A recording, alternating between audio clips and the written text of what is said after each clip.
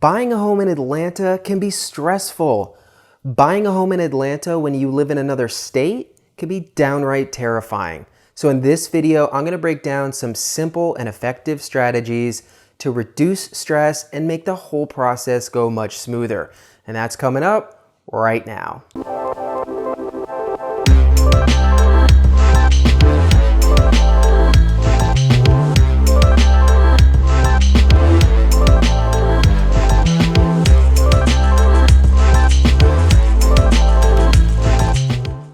Hey everyone, welcome back to Living in Atlanta. If you're interested in what it's like to live in Atlanta or buy or sell a home here, this is the channel for you.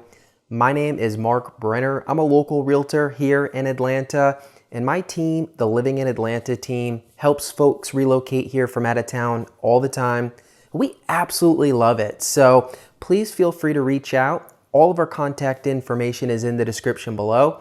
You can book an appointment with us directly. You can give me a call, email, whatever you want to do. We would love to hear from you. Okay, so today I want to talk specifically about purchasing a home in Atlanta when you live in another state. And because of all you wonderful viewers, the Living in Atlanta team helps people do this all the time. So we've got some real experience in helping folks who have never lived in Atlanta and sometimes never even been to Atlanta find the area that they want to be in and the home of their dreams, all while making the process as seamless as possible. So in this video, I'm going to offer up some tips and tricks to help you prepare and reduce the stress as much as possible, regardless of where you're moving to.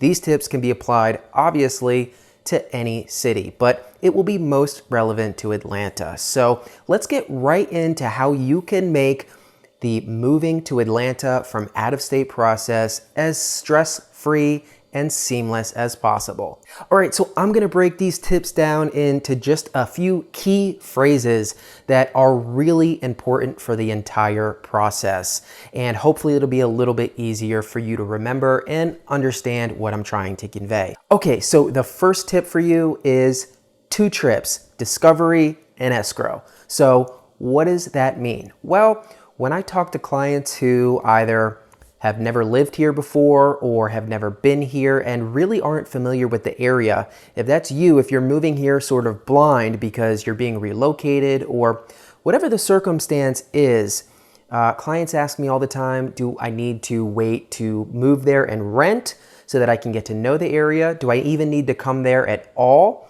And my biggest suggestion, and it's different for everyone, I've literally helped folks who have never been to Atlanta purchase a home, move in, and have them be very happy with it. But I think the ideal scenario for you is typically going to be 2 visits to Atlanta. So the first trip is what I refer to as the discovery trip. And this is when you come into town, you meet me and my team, and we go look at some neighborhoods. Of course, on your free time, I encourage you to go drive around some areas. We obviously look at some houses that the client has been interested in so far, but this is a really key trip because if you've not spent a lot of time here or never been here, there's really no substitute for being here in person, driving around, seeing homes. And I have clients tell me this has been extremely beneficial for them and it really increases their confidence. So typically they'll fly in for the weekend, make a little trip of it, stay at an Airbnb or hotel. We'll get together and meet, drive through some neighborhoods, do some showings, and really focus on the neighborhoods that are going to best fit them. That's really the discovery trip, and usually it creates a lot of confidence going forward for the buyer. The second trip I recommend is the escrow trip. Once we've gotten a property under contract, I do recommend my clients fly in and walk the property before the end of due diligence just to make sure it is what they think it is. Obviously, I'm sharing video, pictures, we're doing as much discovery as we can. But once you have a home under contract, I think it's really important to make sure you come into town, see it, walk it, look at the neighborhood and the street, and just make sure you're feeling confident that it is what you thought it would be. So with those 2 trips right there, you're going to drastically decrease the chance that you'll have any buyer's remorse. I know it can be expensive. Plane rides are not cheap, especially if you're coming from across the country. but I think it's a worthwhile investment. Obviously, purchase of your home is one of your biggest purchases, so I think it's worth a few $1,000s or whatever it ends up being, just to make sure you feel really confident that you're in the area that you want and in the home that you want to be in. All right, my second key phrase for you is the Realtor MLS dialogue. So what do I mean by this? Well, one of the initial steps we take is to understand your criteria and set you up in the MLS with the area and criteria you're looking for. Now, this may seem fairly obvious. You may prefer to use Zillow or Redfin, but what we're able to do is really dial in what your non-negotiables are and basically see how far your dollar is going to go in different areas. And again, if you've never been here, if you haven't spent a lot of time here, this dialogue between myself and my clients as they're looking at properties is what really is the education piece for people who haven't spent a lot of time here. So I encourage clients to, reach out with questions as they see properties they like, hey, this property looks really great. Tell me about the neighborhood. What do you think of the price of this home? What would my commute look like? And so as the days, weeks, and sometimes months go by, your knowledge of the Atlanta area and what's going to be the best neighborhoods for your situation really increases to the point where you feel a lot of confidence. And, going forward, you can really hone in on one or two, maybe three neighborhoods so we can eliminate a lot of the wasted time in searching. And once we understand what's most important to you and what neighborhoods are going to be the best fit for your situation, we get clarity, we get focus, and this allows us to be effective. And again, it reduces stress and reduces the possibility of buyer remorse. So for those of you wondering, I don't know anything about Atlanta, how can I get educated? Because I do have a lot of people who are suggesting areas that they've heard about, randomly from friends or online, and it doesn't match with anything that they really want in terms of commute, type of house, diversity, whatever. So I get a lot of clients just kind of throwing neighborhoods out there that I know wouldn't work for them. And I understand that because they may never have been here before. So what this process does is really kind of bring clarity to what neighborhood is going to be best for them. And it really increases your working knowledge of what it's like to live in Atlanta, as do these videos. So that's my second tip for you. All right, my third key phrase for you is lender options, okay? Now, I talk about this in a lot of my videos. A lot of people like to put this off till later in the process, but really connecting with a lender and understanding what your financial options are is going to be key, and it's key to do it early on in the process. For instance, it's really important to understand if you own a home currently where you are, will you need to sell that home in order to be able to purchase your home in Atlanta? Now, for many folks, of course, they'll have to sell their home first so that they can use that money to apply to their new home. But it's possible you're in a financial situation where you don't need to do that. And that's important because the strength of your offer is going to be highly dependent on your need to sell a home. So all things being equal, when a seller and an agent are looking at offers for their home, if they see one that is not contingent on the sale of a home and they see one that is, obviously they're going to go with the one that's not contingent. Because as a seller, I don't know if you're going to price your home properly. I don't know if the agent you're using is going to do a good job. So it represents a higher degree of risk. Now, like I said, it's not a problem if you do have to sell your home. We deal with this situation all the time. But all that to say, it's very important you connect with a lender and understand what your financial options are, what your real budget will be, what your down payment is going to look like, and also what kind of loan programs you may want to tap into. So do not hesitate on this process. Don't push it off because you think you've got a great credit score. There can be a lot of things that need to be worked out, either with your debt to income ratio, your employment. If you're moving here, you're going to need a letter from your employer. So connecting with that lender is going to be one of the first things you need to do in this process. All right, my fourth tip for you, the fourth phrase I have for you is extra time and backup plan. Okay, so our whole goal at the Living in Atlanta team is to make it so you don't have to move twice and to make the whole process as stress-free as possible. But it's really important that you have a backup plan because real estate can be unpredictable and things do go wrong. So what do I mean? Well, ideally, if you're selling a home where you are now or just moving, we would line everything up so that you can move right into your new home right after you close on your old home and that there's no delay. Or if you don't have a home to sell, but you're on some kind of timeline, that we make sure you have enough time to get into your new home without having to rent. So we're very successful at this, but the reality is you should have a backup plan and you should give yourself extra time. So when I say extra time, what I mean is typically the home buying process in Atlanta can be 1 to 3 months. Well, in the crazy seller's market we're in now, it's going to be probably more like 2 to 4 months, and in some cases up to 6. Now that's not to scare you, it's to prepare you, okay? I have had clients fly in on the first weekend of their discovery tour and get under contract and close in a home they love. That's an ideal situation, but we have to prepare for the non-ideal situations. So you really want to have a backup plan if you need to be in Atlanta, but you can't be in your new home. So that might be renting an Airbnb month by month. It might be staying with friends and family, or it may be staying in a hotel. You have a lot of options, but I would not recommend you put all your chips in the pile depending on moving in your home that exact day that you're under contract for, because things get delayed, things can go wrong, and the truth is occasionally deals fall apart for a number of reasons. And I don't want my clients to be left in the lurch if they don't have a place to move into because their home that they're buying is not ready.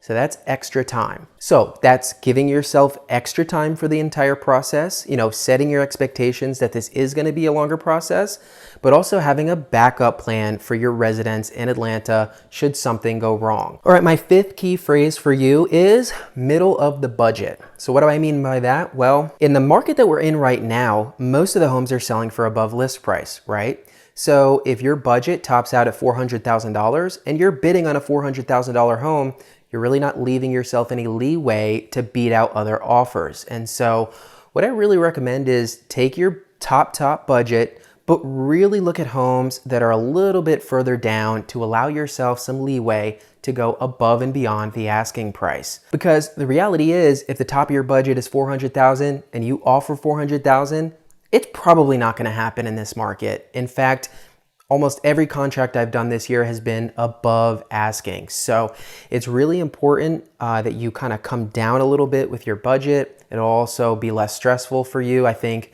being at the top of your payments. But the other key thing to realize here is HOA. Whether you're in a community with a detached home with an HOA or whether you're in a townhome or condo community, people don't realize how much HOA costs add up. And so again, in that scenario where your budget is $400,000, if you buy a $400,000 house, that's great. But what if the HOA is $300 or $400 a month?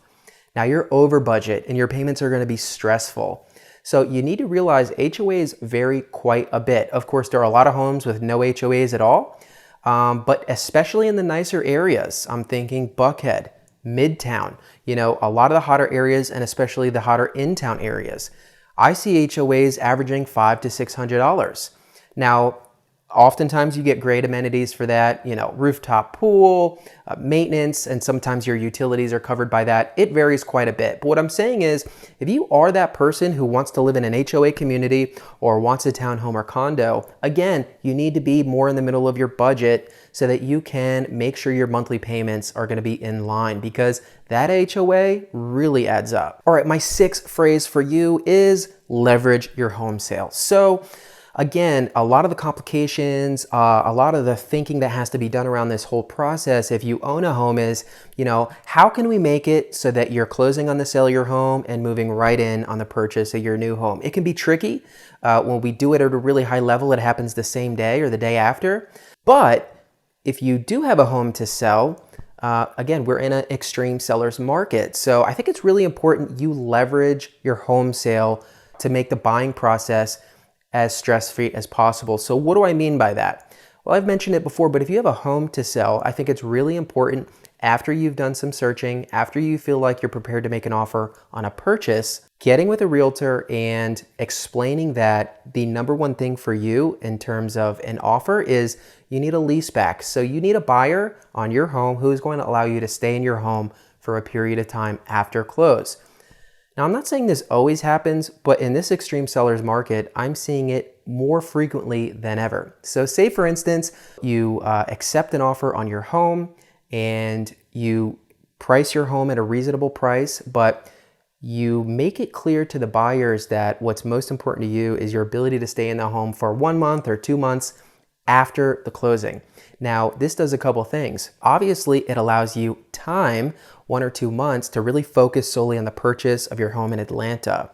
But also it increases the strength of your offer tremendously. And this goes back to what we were saying about a purchase being contingent on the sale of your home. If you've already sold your home, when you put in that offer, it's not going to be contingent on anything. And so the strength of your offer goes up considerably.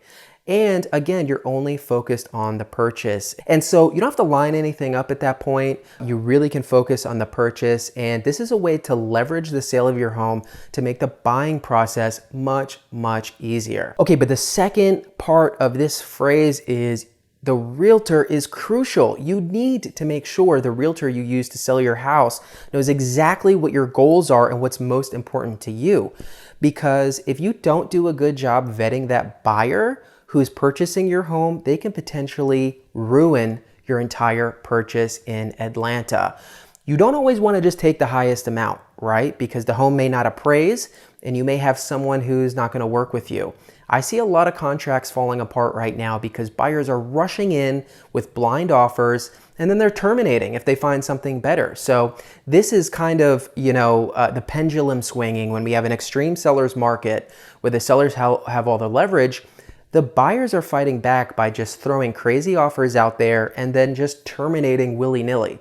Well, if you're doing a sale buy, that could really screw you up. So you need to have an agent who vets your buyer. You need to have an agent who, again, they market the fact you want to list back, but also they vet the lender, they vet the buyer, and they reduce the possibility that that person will not close as much as possible. Because if for some reason that buyer cannot close on your home, obviously that's going to ruin your purchase in Atlanta and potentially cause you to lose your earnest money on the purchase. So it's really crucial you have a very competent realtor helping you through the sale process.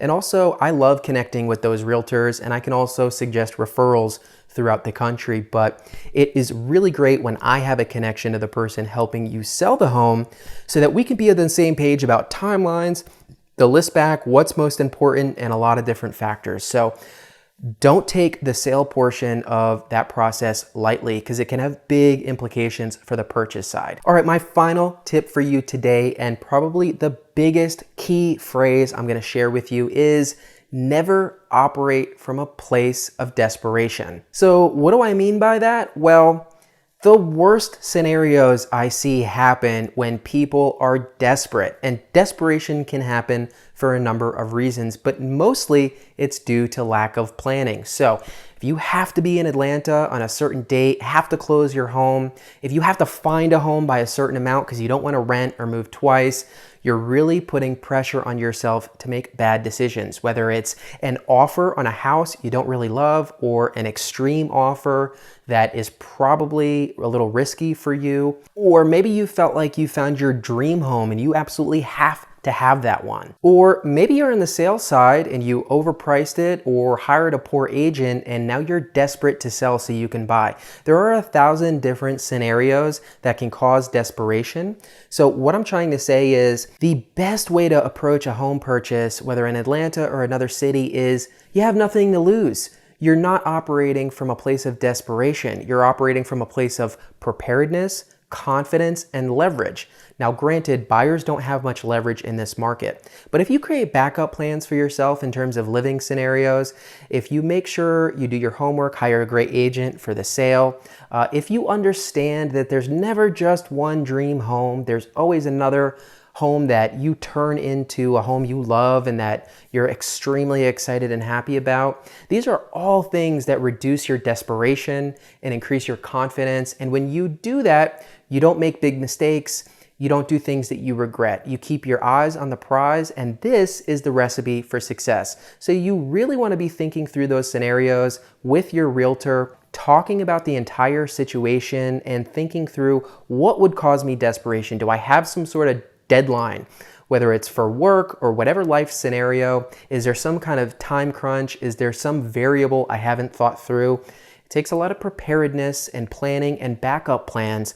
But if you do put in that work, you're gonna feel confident, your stress is gonna be much lower, and you're not gonna make bad, desperate decisions. So that may seem obvious to you, but you'd really be surprised how often I see clients or other folks who have put themselves in a situation where they're having to make a desperate choice. And it's really important to me that you don't put yourself in that position. All right, y'all, those were 7 key tips for you for how to make the relocating process to Atlanta as stress-free as possible. Honestly, you may be intimidated, you may be scared because you've never been to Atlanta, but the process does not have to be stressful or scary or terrifying.